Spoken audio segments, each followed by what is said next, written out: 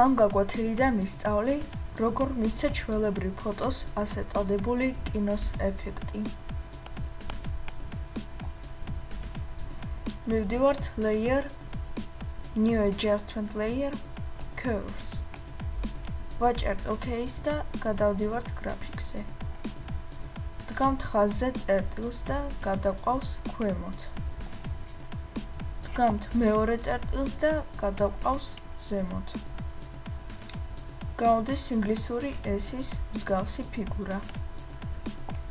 შეგვიძლია ცოტათი შევცვალოთ წერტილების მდგომარეობა, ვათამაშოთ, სანამ ფოტოსგან მოსალოდნელ შედეგს არ მივიღებთ. აქ მთავარია გრაფიკმა S-ის ფორმა ბოლომდე შეინარჩუნოს. ასე მივიღებთ კინოს ეფექტს.